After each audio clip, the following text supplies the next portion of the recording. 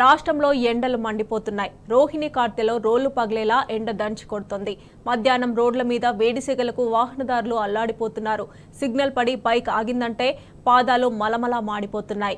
ఎక్కడ చెట్టు కనిపించినా టూ వీలర్ వాహనదారులు బండి ఆపి సేద తీరుతున్నారు. ఇక సోడా బండ్లు, ఫ్రూట్ జ్యూస్ షాపుల దగ్గర జనాల రద్దీ కనిపిస్తోంది.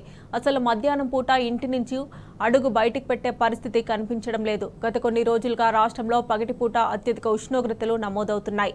ఇవాళ రేపు తెలంగాణలో పలు జిల్లాలకు వాతావరణ శాఖ ఆరెంజ్, రెడ్ అలర్ట్ జారీ చేసింది. అటు కేరళలో విస్తరిస్తున్న రుతుపవనాలు మన రాష్ట్రాన్ని ఎప్పుడు పలకరిస్తాయని జనం వెయ్యి కళ్లతో ఎదురుచూస్తున్నారు. రుతుపవనాలు వస్తే గానీ వాతావరణం చల్లబడే అవకాశం కనిపించడం లేదు.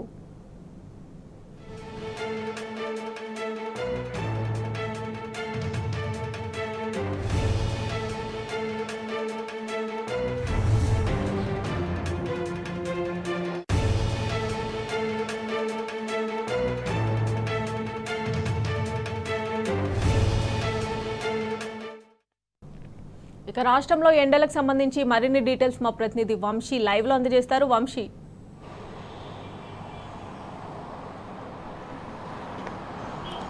రోహిణి కార్తీలో రోలు పగిలే ఎండలుగా మారిందని చెప్పాలి. ఒక పక్క ఉక్కపోత, మరో పక్క గరిష్ట స్థాయిలో ఎండ తీవ్రత అనేది నమోదవుతూ ఉంది. అటు రాష్ట్రంలో, అటు తెలంగాణ రాష్ట్రమే కాదు యావత్ భారతదేశం మొత్తం కూడా అటు ఎండల తీవ్రతతోటి ప్రజలు ఇబ్బంది పడుతున్నటువంటి పరిస్థితి కూడా మనకు కనిపిస్తూ ఉంది.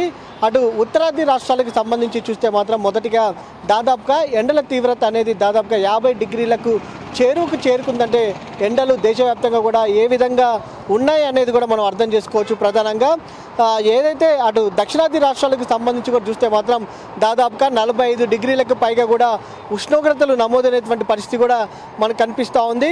ప్రధానంగా అటు రాజస్థాన్ ప్రాంతం నుంచి కూడా వీస్తున్నటువంటి పొడిగాలుల తీవ్రత అనేది కొంత మనకు అధికంగా కనిపిస్తున్నటువంటి పరిస్థితి కూడా మనకు కనిపిస్తూ ఉంది. ఉదయం 10 అయిందంటే చాలు ఎండ తీవ్రత అనేది గరిష్ట స్థాయిలో నమోదవుతుంది. కొన్ని జిల్లాల్లో అటు తెలంగాణ రాష్ట్రానికి సంబంధించి చూస్తే మాత్రం ఉత్తరాది జిల్లాలకు సంబంధించి తెలంగాణ రాష్ట్రంలో చూస్తే మాత్రం దాదాపుగా 44 డిగ్రీల వరకు కూడా ఉష్ణోగ్రతలు నమోదవుతూ ఉన్నాయి.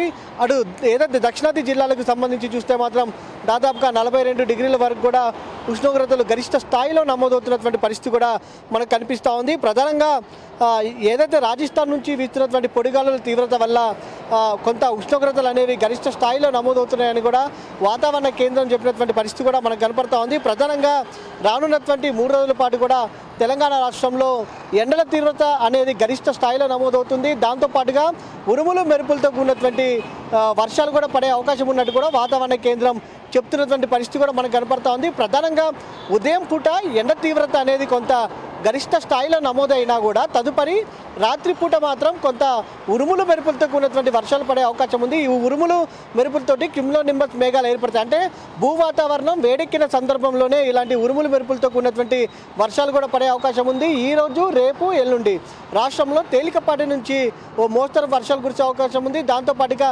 గరిష్ట స్థాయిలో ఉదయం పూట ఎండ తీవ్రత అనేది కూడా నమోదయ్యే అవకాశం ఉన్నట్టు కూడా వాతావరణ కేంద్రం చెప్తున్నటువంటి పరిస్థితి కూడా మనకు కనిపిస్తూ ఉంది. అప్పుడు ఇప్పటికే నైరుతి ఋతుపవనాలు అనేవి కూడా కేరళ తీరానికి చేరుకోవడం జరిగింది. తదుపరి 2వ వారంలో అటు 2 తెలుగు రాష్ట్రాలకు కూడా చేరుకునే అవకాశం ఉంది. 5వ తేదీ నుంచి ఏదైతే 11వ తేదీ మధ్యలో అటు తెలంగాణ రాష్ట్రంలోకి కావచ్చు, దాంతోపాటుగా ఆంధ్రప్రదేశ్ రాష్ట్రంలోకి కూడా నైరుతి ఋతుపవనాలు ప్రవేశించే అవకాశం ఉంది.